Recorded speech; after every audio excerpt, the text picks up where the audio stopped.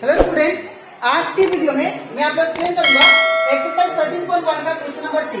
हम लोग class 10 maths का चैप्टर 13 करे थे, that is surface area and volume. इसके पिछले वीडियो में मैंने आप लोगों को एक्सरसाइज 13.1 का क्वेश्चन नंबर 1 से लेके 5 तक जितना भी क्वेश्चन था वो सारा एक्सप्लेन कर दिया, ठीक है। और इसी के साथ साथ मैंने आप लोगों को चैप्टर 13 का इंट्रोडक्शन पार्ट भी आप लोग को डिटेल में एक्सप्लेन किया, ठीक है। तो अगर आपको सारा क्वेश्चन नंबर 1 से लेके 5 तक और दैट इज इसका इंट्रोडक्शन पार्ट अच्छे से सीखना है तो आप लोग उसको मेरे यूट्यूब चैनल में जाके उसको देख सकते हो, ठीक है। इसी के साथ साथ अभी तक हम लोग क्लास 10 मैथ्स का chapter revision, chapter 1, chapter 2, chapter 3 and chapter that is 13 and chapter 8 and chapter 6 and chapter that is 12 and chapter that is 11, इन सभी चैप्टर का जितना भी एक्सरसाइज क्वेश्चन था और जितना भी एग्जाम्पल क्वेश्चन था वो सारा मैंने आप लोगों को एक्सप्लेन कर दिया है, ठीक है। तो अगर आपको सारा क्वेश्चन अच्छे से सीखना है तो आप लोग उसको मेरे यूट्यूब चैनल में जाके उसको देख सकते हो, ठीक है। मैंने हर एक चैप्टर का प्लेलिस्ट बना के अपलोड कर दिया है, ठीक है। तो स्टार्ट करता है क्लास। यहाँ पे हम लोग को बोला जा रहा है क्वेश्चन नंबर 6 में, a medicine capsule is in the shape of a cylinder. एक मेडिसिन कैप्सूल है जो कि सिलेंड्रिकल फॉर्म में है, ठीक है, with 2 hemisphere stuck to each. यहाँ पे आप लोग को बोला जा रहा है कि 2 हेमिस्फीयर इसके 2 एंड पे स्टक कर दिया गया, मतलब यहाँ पे इसका 2 एंड को 2 हेमिस्फीयर स्टक कर दिया, मतलब चिपका दिया गया, ठीक है। अब यहाँ पे क्या बोला, to each of this and the length of the entire capsule. जो लेंथ है पूरा कैप्सूल का वो कितना है, 14 मिलीमीटर। ये पूरा कितना है कैप्सूल का लेंथ, 14 मिलीमीटर का, ठीक है। And the diameter of the capsule, और ये जो डायमीटर है कैप्सूल का वो कितना दिया आप लोग को, 5 मिलीमीटर, ठीक है। तो ये आपको कितना दिया है, ये जो डायमीटर है इसका, ये डायमीटर कितना दिया है, d = 5 मिलीमीटर, ठीक है। अब फाइंड इट सरफेस एरिया, तो हम लोग क्या निकालना है, इसका सरफेस एरिया निकालना है, ठीक है। तो इसका हम लोग को अगर that is surface area of capsule निकालना है तो हम लोग क्या करेंगे, पहले curve surface area of cylinder निकालेंगे, ठीक है।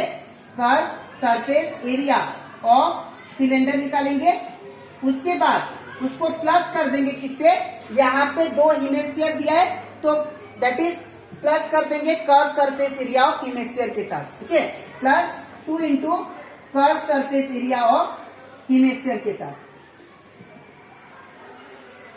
ठीक है। तो स्टार्ट करते हैं क्लास। यहाँ पे सबसे पहले हम लोग गिवन लिखेंगे।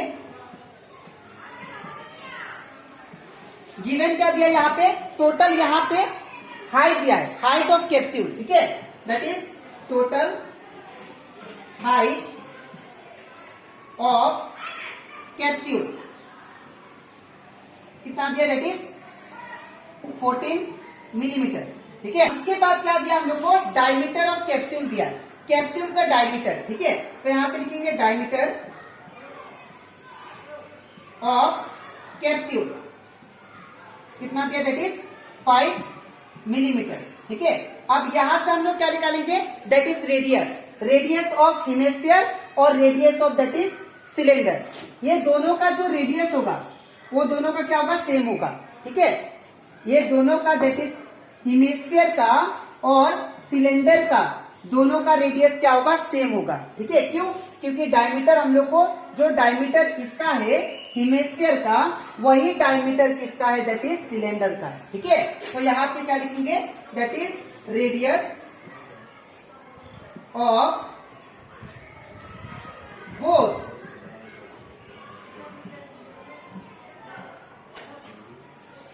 सिलेंडर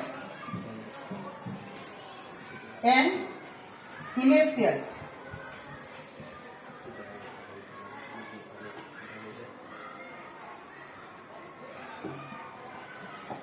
ये कैसे आएगा, that is radius R = d/2 formula होता है, ठीक है।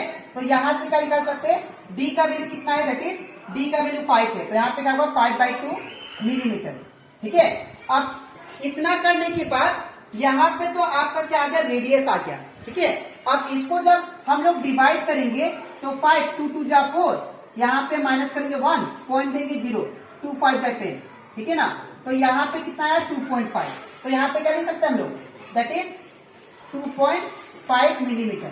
ठीक है, इतना करने के बाद ये आपका क्या आ गया, रेडियस। ठीक है, अब मैंने आपको बताया था कि last class that is introduction part में भी जो हेमिस्फीयर का रेडियस होता है दैट इज 2.5 आ गया। ठीक है, जो हेमिस्फीयर का रेडियस होता है उतना ही क्या होता है, उसका हाइट भी होता है, दैट इज हाइट। इसका जो रेडियस होगा वो किसके बराबर होता है, हाइट के बराबर। ठीक है, ये मैंने आप लोग को पहले एक्सप्लेन कर दिया है। ठीक है, तो यहां पे अगर मैं हाइट निकालू, हाइट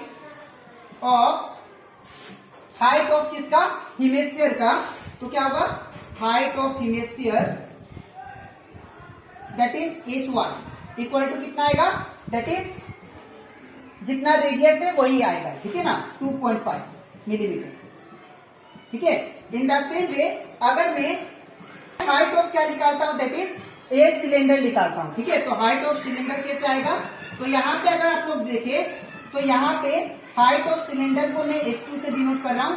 यहाँ पे मैं क्या करूंगा, ये टोटल हाइट कितना दिया, 14।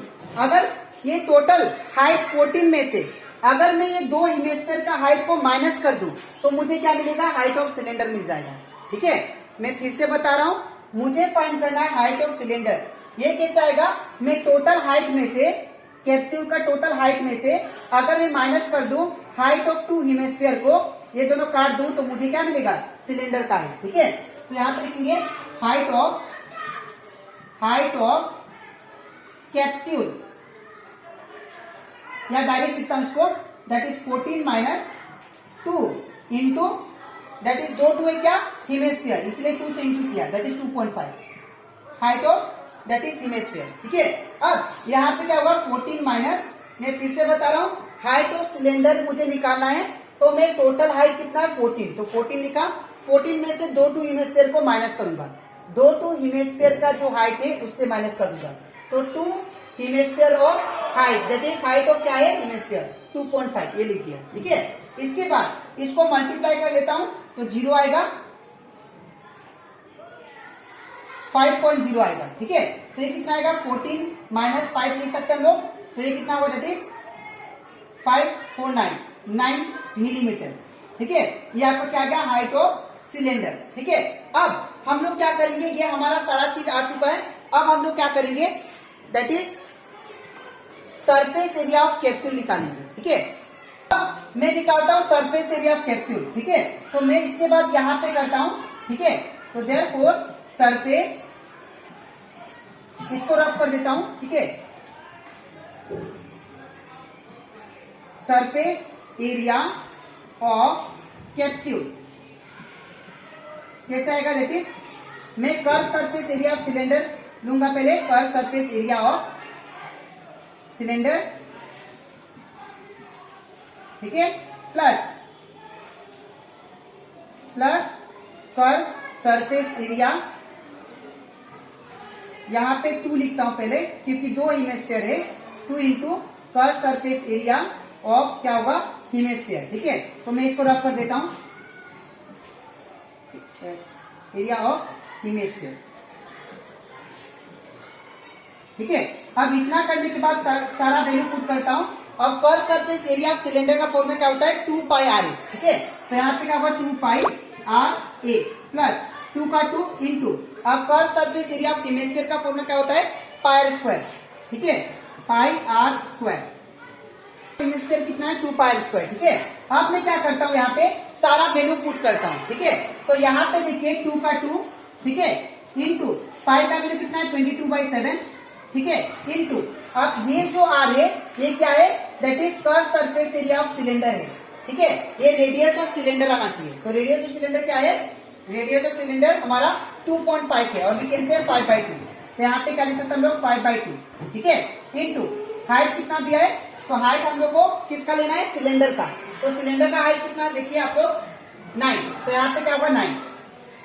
ठीक है ना, इसके बाद प्लस का प्लस देंगे हम लोग। ठीक है, 2 का 2 सेम, इंटू का इंटू, 2 का 2 इंटू, और पाई का वैल्यू कितना होता है, 22/7 इंटू, और रेडियस कितना दिया है, तो रेडियस सिलेंडर और हेमिस्फीयर का दोनों का सेम है, कितना है, 5/2। आप लोग ये भी पुट कर सकते हो, मैं लेकिन ये ले रहा हूँ, ठीक है। तो फॉर इजी कैलकुलेशन 5/2 ले रहा हूँ। हाँ, तो यहाँ पे क्या होगा 5/2 2 बार लिखना पड़ेगा क्योंकि यहाँ पे r² है, इसको मिटा देता हूँ 5/2, ठीक है। इतना करने के बाद देखिए ध्यान से आप लोग, ये 2 से 2 कैंसिल, ठीक है, ये 2 से ये 2 कैंसिल और ये 2 से ये 2 कैंसिल, ठीक है। तो क्या बचेगा, यहाँ पे बचेगा 22/7 इंटू यहाँ पे 5 इंटू 9 प्लस फिर क्या बचेगा 22/7 इंटू 5 इंटू 5 बचा, ठीक है। अब इन दोनों में से कॉमन क्या है देखिए आप लोग, तो इन दोनों में से पूरा में से कॉमन है, दैट इज 22/7 कॉमन ले लेते हैं और 5 भी कॉमन है, ठीक है। तो और 5 मैंने कॉमन ले लिया, तो क्या बचेगा यहाँ पे 9 प्लस और क्या बचा इस साइड ओनली 5, 22/7 और 5 इनको कॉमन ले लिया, इसमें से भी और इसमें से भी, तो क्या बचा 9 और 5, तो 9 प्लस 5 लिख दिया, ठीक है। इसके बाद ये जो है ये नीचे ऊपर नहीं कटेगा, इसलिए ऊपर मल्टीप्लाई कर देते हैं, ठीक है। तो 5 टू 10, 10 का 0 1 है, 110 बाई नीचे कितना 7। इसके बाद ब्रैकेट मतलब into sine, 9 plus 5 that is 14, ठीक है। तो यहाँ पे क्या होगा 14, ठीक है। इसके बाद यहाँ पे इसको काट देते हैं हम लोग, 7 2 का कितना होगा 14, ये कैंसिल हो गया।